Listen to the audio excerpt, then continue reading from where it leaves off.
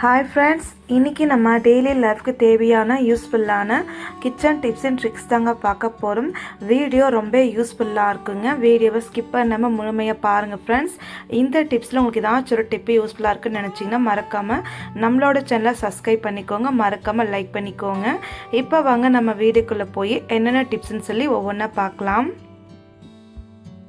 First டிப்பே என்னன்னு சொல்லி பார்க்கலாம். ஒரு கப்பு எடுத்துக்கலாங்க. கப்புக்குள்ளே பார்த்தீங்கன்னா நம்ம தலைக்கு ரெகுலராக யூஸ் பண்ணக்கூடிய எண்ணெய் எடுத்துக்கலாங்க. நான் இன்றைக்கி பார்த்தீங்கன்னா பாதாம் ஆயில் எடுத்துருக்கேன். பாதாம் ஆயில் ஒரு 4 டீஸ்பூனுக்கு மட்டும் நம்ம கப்புக்குள்ளே சேர்த்துக்கலாங்க. இந்த அளவுக்கு நீங்கள் எண்ணெய் சேர்த்தா போதும். அதிகமாக நீங்கள் எண்ணெயும் சேர்க்கணும்னு அவசியம் கிடையாதுங்க. அதுக்கப்புறம் இதுக்குள்ளே நீங்கள் பார்த்தீங்கன்னா ஒரு பொருள் நீங்கள் சேர்க்கணும். அது என்னன்னு சொல்லி பார்த்தீங்கன்னா வெந்தயம் தாங்க. ஒரு ஸ்பூன் எடுத்துக்கலாங்க. வெந்தயம் பார்த்தீங்கன்னா ஒரு அரை ஸ்பூனுக்கு மட்டும் எடுத்துக்கோங்க. அரை ஸ்பூன் இல்லைனா 1/4 டீஸ்பூன் எடுத்துக்கோங்க. இப்போ நம்ம வெந்தயத்தை எண்ணெய் கூட அப்படியே நம்ம சேர்த்துக்கலாங்க. இப்போ நம்ம இந்த பாக்ஸை லைட்டாக ஷேக் பண்ணிடலாங்க. அப்போ தாங்க வெந்தயம் எண்ணெய் கூட நல்லா வரும். அதுக்கப்புறம் இந்த பாக்ஸை சைடில் வச்சுட்டு கேஸ் ஸ்டவ் ஆன் பண்ணிவிட்டு ரொம்ப ஸ்லோ ஃப்ளேமில் வச்சுக்கலாங்க. அதுக்கப்புறம் நம்ம பாக்ஸை தூக்கி கேஸ் மேலே வச்சுக்கலாங்க. இந்த எண்ணெய் பார்த்தீங்கன்னா லைட்டாக மட்டும்தாங்க சூடு ஏறணும், அதிகமாக சூடு ஏறவிடாதீங்க. லைட்டாக இந்த மாதிரி மேலே போகிற போதே கேஸ் ஸ்டவ் ஆஃப் பண்ணிக்கலாங்க. அதுக்கப்புறம் இந்த பாக்ஸை தூக்கி நம்ம கீழே வச்சுக்கலாங்க. இந்த எண்ணெய் லைட்டாக விதன்னு இருக்கும்போது நீங்கள் பார்த்தீங்கன்னா எப்போதும் போல் தலைக்கு அப்ளை பண்ணிக்கலாங்க. இந்த எண்ணெய் நீங்கள் தலைக்கு அப்ளை பண்ணும்போது என்ன நடக்கும் நீங்கள் பார்த்தீங்கன்னா, நம்ம நிறைய பேருக்கு முடி கொட்டுற பிரச்சனை இருக்கும். முடி நல்லா கருப்பாக இல்லாமல் இருக்கும். முடி சரியாக வரவும் செய்யாது. அதுக்கு இந்த டிப்ஸை நீங்கள் ட்ரை பண்ணுங்கள். ரொம்ப யூஸ்ஃபுல்லாக இருக்குங்க. நீங்கள் ரெகுலராக யூஸ் பண்ணக்கூடிய எண்ணெயில் கொஞ்சமாக வெந்தயம் சேர்த்து லைட்டாக சூடு பண்ணிவிட்டு எப்போதும் போல் நீங்கள் யூஸ் பண்ணிவிட்டு வாங்க. முடி கொட்டுற பிரச்சனை இருக்கவே இருக்காது. முடி நல்லா வளர்ச்சி கிடைக்கும். இந்த டிப்ஸை குழந்தைங்கலேருந்து பெரியவங்க வரைக்கும் எல்லாருமே யூஸ் பண்ணலாம். நல்லா முடி வரும். கண்டிப்பாக இந்த டிப் உங்களுக்கு ரொம்ப யூஸ்ஃபுல்லாக இருக்குங்க. மறக்காமல் ஒரு டைம் நீங்கள் ட்ரை பண்ணி பாருங்கள். நெக்ஸ்ட்டு டிப்பே என்னன்னு சொல்லி பார்க்கலாங்க. நான் இன்றைக்கி பார்த்தீங்கன்னா பாதி தேங்காய் எடுத்திருக்கேன். நம்ம நிறைய பொருட்களை பார்த்தீங்கன்னா தேங்காய் உடைக்கனாலே ரொம்ப கஷ்டமாக இருக்கும். நிறைய பேர் தேங்காய் உடைக்கணும்னு சொல்லி கையெல்லாம் கிழிச்சுப்பாங்க. அந்த மாதிரி எதுவுமே ஆகாமல் இருக்கும். ரொம்ப ஈஸியாக தேங்காய் உடைக்க இந்த டிப்ஸை நீங்கள் ட்ரை பண்ணுங்கள். நான் ஃபஸ்ட்டு பார்த்தீங்கன்னா பாதி தேங்காய் எடுத்திருக்கேன். ஒரு சின்ன வெட்டுக்கத்தி மாதிரி எடுத்துருக்குங்க. உங்கள் வீட்டில் பெரிய வெட்டுக்கத்தி இல்லை சின்ன வெட்டுக்கத்தி இது மாதிரி எடுத்துக்கோங்க. இந்த தேங்காய் லைட்டாக இது போல் வச்சு விட்டுட்டு லைட்டாக எல்லா பக்கமும் கொஞ்சமாக நீங்கள் தட்டி விட்டுருங்க. இந்த மாதிரி நீங்கள் தட்டும்போது அந்த தேங்காய் உள்ளுக்கும் நல்லா லூஸ் ஆகி கிடைக்கும். அதுக்கப்புறம் நீங்கள் தேங்காவை பேக் சைடு வச்சு லைட்டாக நீங்கள் தட்டி விடுங்க. இந்த மாதிரி தேங்காவை லைட்டாக எல்லா பக்கம் வச்சு நீங்கள் தட்டிடும்போது என்னாக்கும் நீங்கள் பார்த்தீங்கன்னா அந்த தேங்காய் விடுக்க ரொம்ப ஈஸியாக இருக்கும். நான் பாருங்கள் எல்லா பக்கம் தட்டி விட்டுட்டேன். அதுக்கப்புறம் கத்தி வச்சு லைட்டாக இது போல் எடுக்கிறேங்க. இந்த மாதிரி நம்ம பண்ணும்போது அந்த கொட்டாங்குச்சியோட தனியாக வந்துடும்.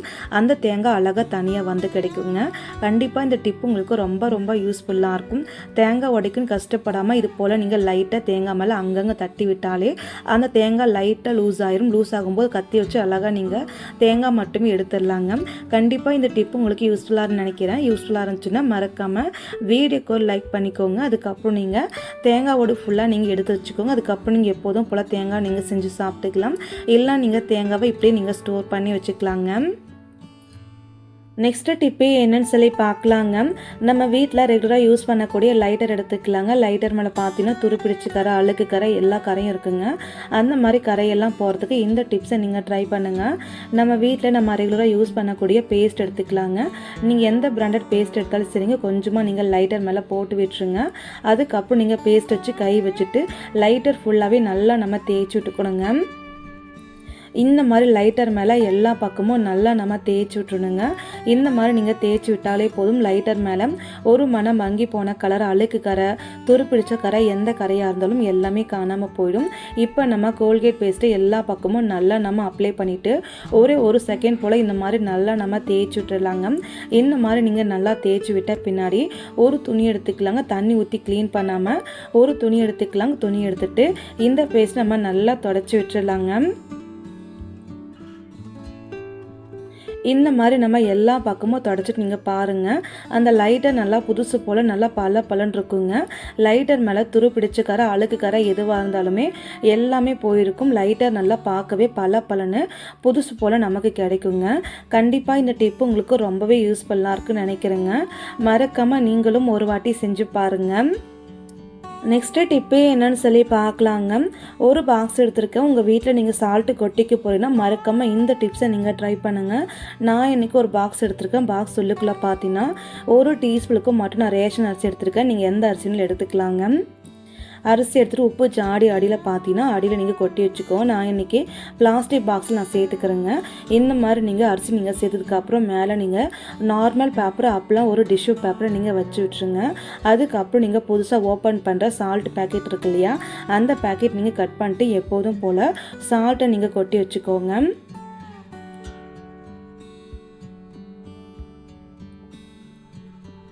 இப்போ பாருங்கள், நம்ம சால்ட்டு ஃபுல்லாகவே இந்த பாக்ஸ் உள்ளுக்குள்ளே ஃபுல்லாகவே நம்ம கொட்டியாச்சுங்க. அதுக்கப்புறம் நீங்கள் இந்த கவரை சைடில் வச்சுக்கலாம். இதை நீங்கள் அப்படியே வச்சுட்டு இதுக்குள்ளே நம்ம இன்னும் ஒரு பொருள் நம்ம சேர்க்கணுங்க. அது என்னன்னு சொல்லி பார்க்கலாம்.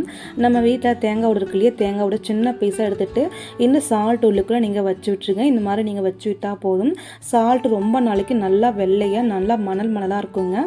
கட்டி பிடிக்காது, தண்ணி இறங்காது. அதுக்கப்புறம் நீங்கள் எப்போதும் போல் மூடி போட்டு ஸ்டோர் பண்ணி வச்சுக்கலாம். கண்டிப்பாக இந்த டிப்ஸை நீங்களும் ட்ரை பண்ணுங்கள். இந்த டிப்ஸ் உங்களுக்கு ரொம்ப யூஸ்ஃபுல்லாக இருக்குங்க. நெக்ஸ்ட்டு டிப்பு என்னன்னு சொல்லி பார்க்கலாங்க. நான் இன்றைக்கி பார்த்தீங்கன்னா தோசைக்கல் எடுத்திருக்கேன். நம்ம நிறைய வீட்டில் பார்த்தீங்கன்னா ஒரே ஒரு தோசைக்கல் தான் மட்டும்தான் வச்சுருப்பாங்க. அந்த தோசைக்கல்ல சப்பாத்தி செய்கிறது, தோசை செய்கிறது, மீன் பொரிக்கிறது, ஆம்லேட் செய்கிறது எல்லாமே நம்ம செய்யும் போது தோசைக்கல்ல தோசை சுத்தமாக எழுந்து வராது. அது மட்டுமே இல்லாமல் இரும்பு தோசைக்கல்லாக இருந்தால் அடிக்கடிக்கு துரு பிடிச்சு போயிருங்க. இந்த மாதிரி தோசைக்கல் இருந்துச்சுன்னா சுத்தமாக தோசை எழுந்து வராதுங்க. அந்த மாதிரி சமயத்தில் இந்த டிப்ஸை நீங்கள் ட்ரை பண்ணுங்கள். ஃபஸ்ட்டு நீங்கள் கேஸ் ஸ்டவ் ஆன் பண்ணி தோசைக்கல்லை வச்சு விட்டுருங்க கேஸ் மேலே. அதுக்கப்புறம் நம்ம சமையலுக்கு யூஸ் பண்ணக்கூடிய சால்ட்டு ஒரு 2 டேபிள் ஸ்பூனுக்கு மட்டும் நீங்கள் சால்ட்டு தோசைக்கல் மேலே அப்படியே சேர்த்துக்கலாங்க. அதுக்கப்புறம் இது கூடவே நம்ம ஒரு பாதி லெமன் எடுத்துக்கலாங்க. லெமன் எடுத்துகிட்டு லெமன் ஜூஸை மட்டும் நீங்கள் தோசைக்கல்லாமல் புழிஞ்சு விட்டுருங்க. அதுக்கப்புறம் லெமன் தூளை கீழே தூக்கி போடாமல் சைடில் நீங்கள் வச்சு விட்டுருங்க.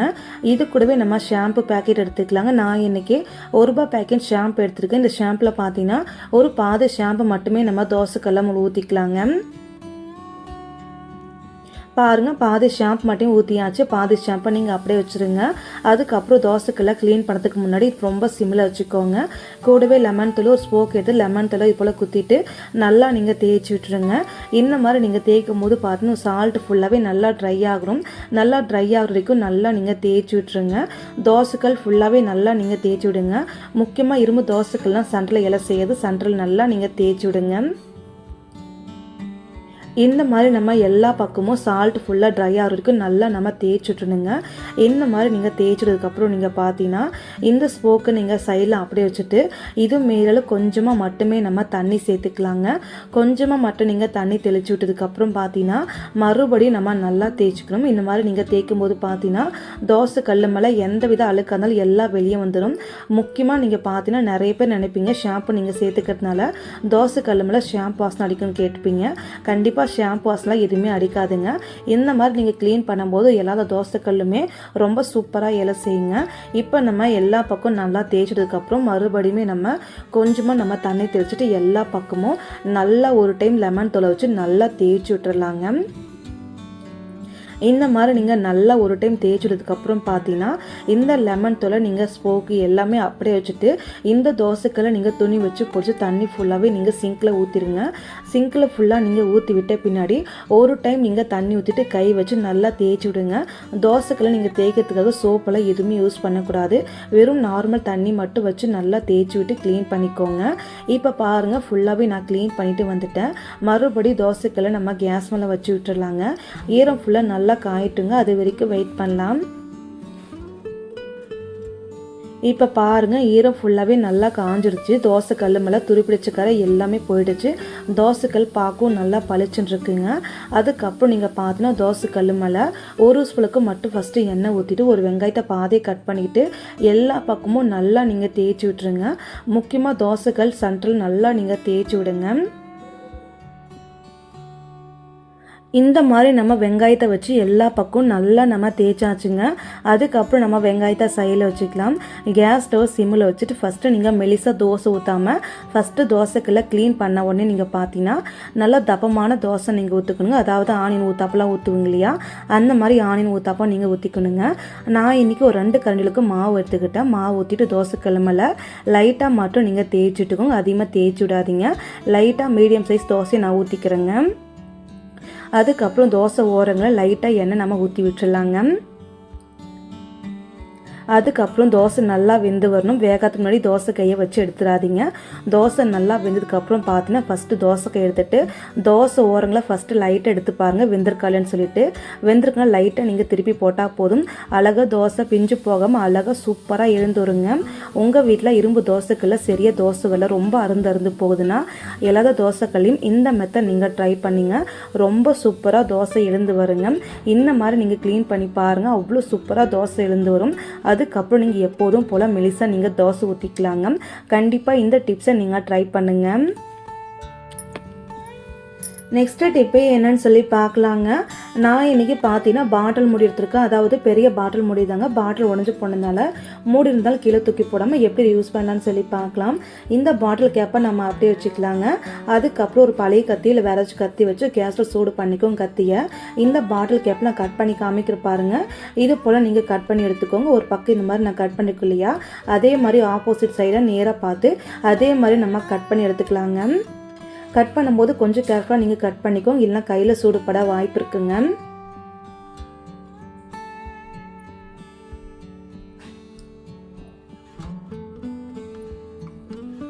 இப்போ பாருங்கள், 2 பக்கமும் இதே மாதிரி நான் கட் பண்ணி எடுத்துக்கிட்டேன். ஒரே லெவலில் ஒரே மாதிரி நான் கட் பண்ணி எடுத்துருக்குங்க. இந்த மாதிரி நீங்கள் வாட்டர் பாட்டில் மூடி இது போல் நீங்கள் கட் பண்ணி எடுத்துக்கோங்க. அதுக்கப்புறம் நீங்கள் பார்த்தீங்கன்னா டபுள் டேப் எடுத்துக்கலாங்க. டபுள் டேப் எடுத்துகிட்டு கொஞ்சம் பெரிய சைஸ் டபுள் டேப்பாக நம்ம கட் பண்ணிக்கலாங்க. இந்த மாதிரி நம்ம டபுள் டேப்பாக கட் பண்ணி விட்டால் பின்னாடி இந்த வாட்டர் பாட்டில் மூடி இருக்கு இல்லையா, அதோட பேக் சைடில் இது போல் நீங்கள் சென்டரில் ஒட்டி விட்டுருங்க.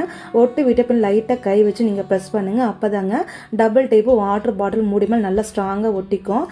அதுக்கப்புறம் மேலே இருக்கிற ஸ்டிக்கர் ரிமூவ் பண்ணிக்கலாங்க.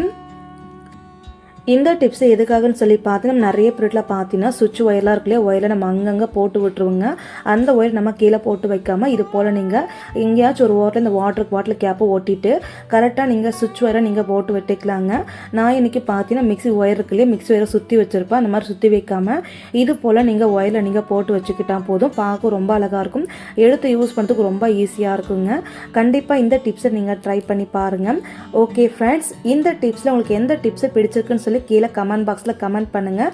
இதில் ஏதாச்சும் ஒரு டிப்ஸ் உங்களுக்கு யூஸ்ஃபுல்லாக இருக்குன்னு நினச்சிங்கன்னா மறக்காமல் லைக் பண்ணுங்கள், சப்ஸ்கிரைப் பண்ணுங்கள், ஷேர் பண்ணுங்கள், ஃப்ரெண்ட்ஸ் அண்ட் ஃபேமிலிக்கு ஷேர் பண்ணுங்கள். தேங்க்யூ ஃப்ரெண்ட்ஸ், தேங்க்ஸ் ஃபார் வாட்சிங்.